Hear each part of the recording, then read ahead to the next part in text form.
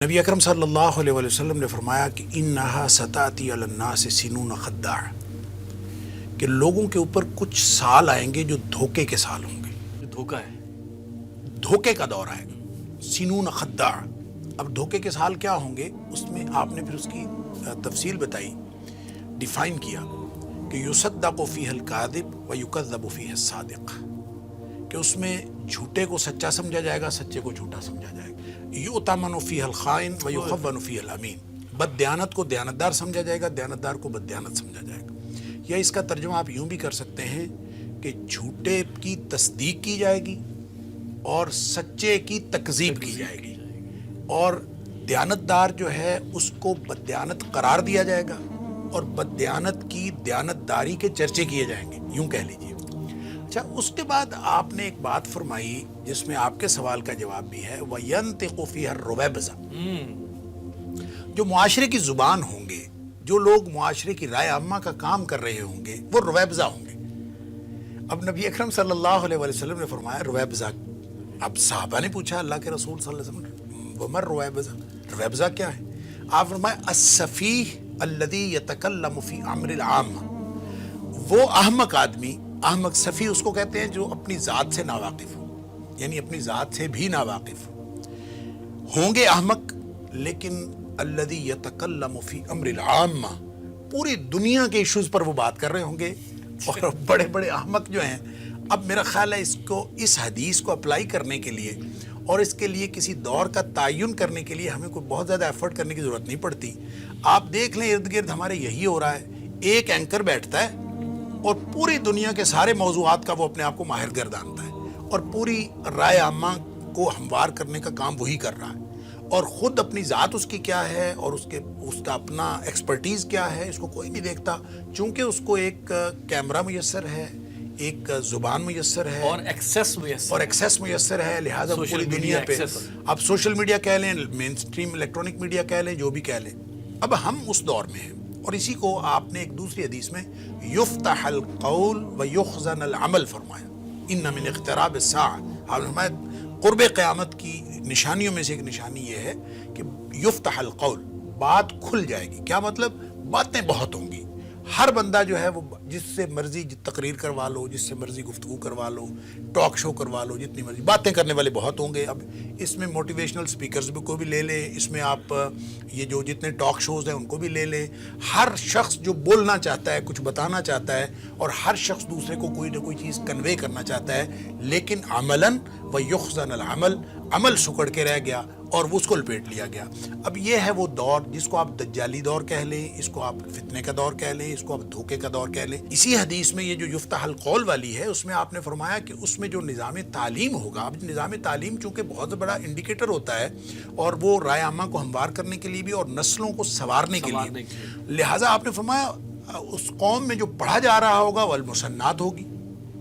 اور لیس فیہم احد ینکرھا، یہ ہے وہ آپ کے سوال کا جواب، کہ ان میں سے کوئی ایک بھی ایسا آدمی نہیں ہوگا جو اس کو برائی کہے کہ یہ کیا کر رہے ہو، یعنی کوئی جیسے کہتے ہیں الیس منکم رجل رشید، تم میں سے کوئی ایک ایسا آدمی نہیں ہے جو اٹھ کے یہی کہہ دے کہ یہ کیا کر رہے ہو، تو یہ کیا پڑھ رہے ہو، کیا کچھ کر رہے ہو۔ تو صحابہ نے پوچھا کہ مسنات کیا ہے، کیا پڑھا جا رہا ہوگا اس دور میں، تو آپ نے فرمایا التی کتبت سوا کتاب اللہ، اللہ اکبر، یعنی وہ جو الہامی رہنمائی تھی اس کے علاوہ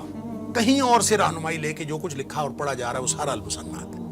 لہٰذا آپ دیکھیں آپ نظریات کہاں سے لے رہے ہیں، آپ انسپریشن کہاں سے لے رہے ہیں، نظام تعلیم کہاں سے لے رہے ہیں، نصاب تعلیم کہاں سے لے رہے ہیں، کون سی چیزیں لوگوں کو پڑھا کر آپ یہ سمجھ رہے ہیں کہ آپ قوم کی تعمیر کر رہے ہیں۔ یہ تعمیر نہیں کر رہے، اصل میں ہم تخریب کر رہے ہیں، اور امت کی تعمیر کا وہ جو خواب ہے وہ کم از کم اس مسنات کے ذریعے سے تو نہیں ہو سکتا جب تک ہم اس کو الہامی رہنمائی سے نہیں جوڑیں گے۔ مسنات کو ہم یہ بھی سمجھ سکتے ہیں کہ گویا ہر علم جو بھی ہے، چاہے وہ سائنس بھی ہو، چاہے وہ میتھمیٹکس بھی، واٹ ایور، وہ اس کو ہم مسنات کہیں گے، کیونکہ اس میں تو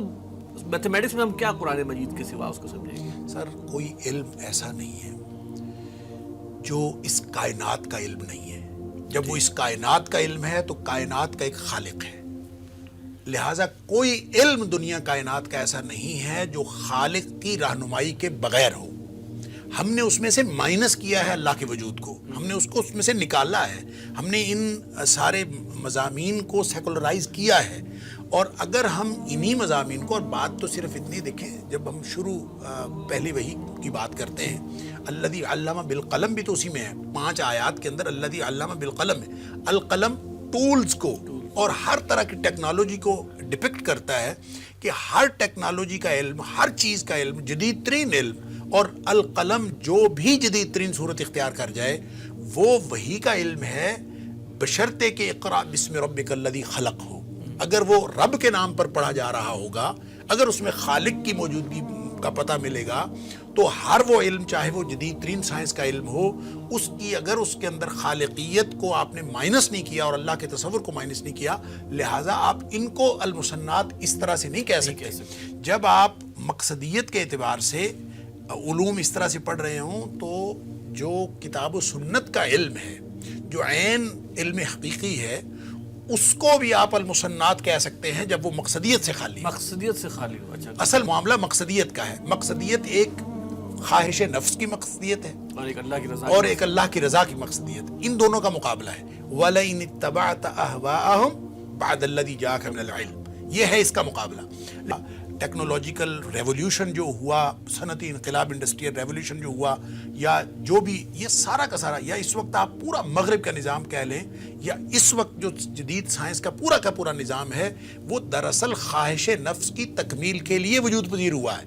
یہ ہے وہ شاخ نازک جس کو اقبال نے شاخ نازک کہا تھا کہ شاخ نازک پہ جو آشیانہ بنے گا ناپائیدار ہوگا. تو اس کی بنیاد اصل میں ناپائیدار ہے, اور وہ ناپائیدار کیا ہے کہ اس میں نہ کسی برتر خدا کی اور برتر ہستی کی کوئی وجود کی حیثیت ہے, اور نہ اس کی گنجائش ہے, اور نہ ہی اس کی رضا مقصود ہے. اور اسی کا نتیجہ یہ ہے کہ اب الحاد جو ہے وہ سر چڑھ کے بول رہا ہے, اور اسی کا ایک بالکل اسی کا. اور ظاہر سی بات ہے کہ اس میں